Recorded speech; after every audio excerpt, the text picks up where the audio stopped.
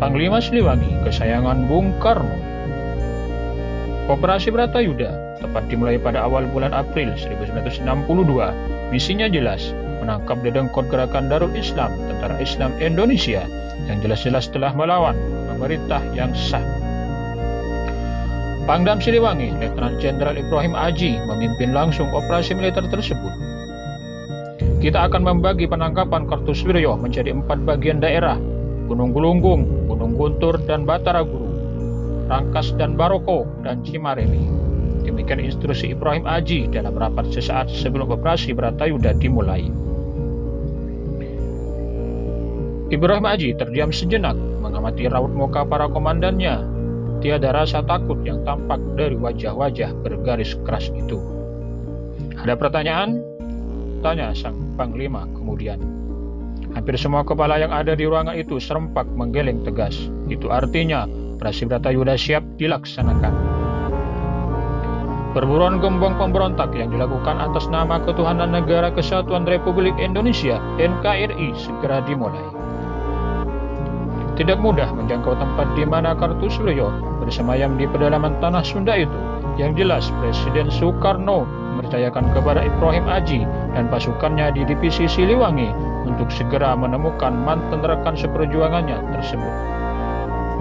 Soekarno dan Kartosoewirjo memang pernah bersama bergerak ketika Indonesia masih dalam cengkraman pemerintah kolonial Hindia Belanda.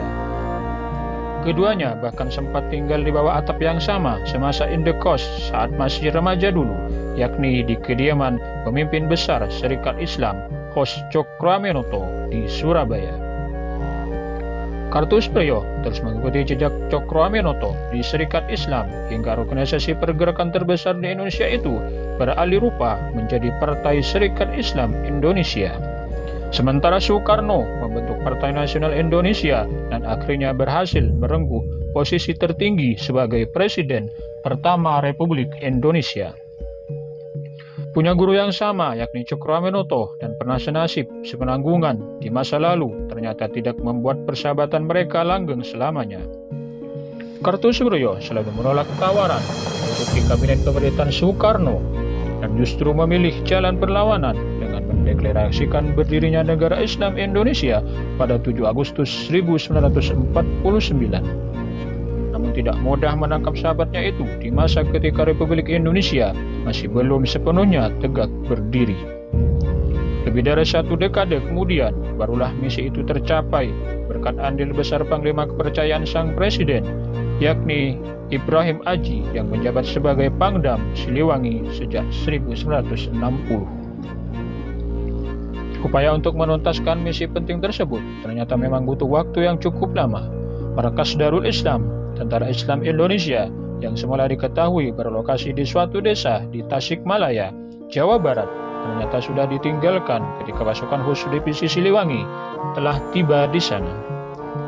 Kartosoewirjo rupanya selalu berpindah tempat, menerapkan taktik perang gerilya yang pernah dilakukan pula oleh Pangeran Diponegoro atau Jenderal Sudirman untuk menghadapi Belanda.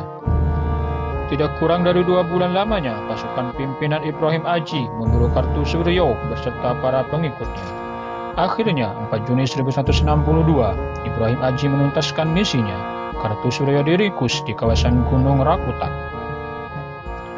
Kartosoewirjo divonis hukuman mati, lalu dieksekusi di salah satu pulau di Kepulauan Seribu pada tanggal 5 September 1962.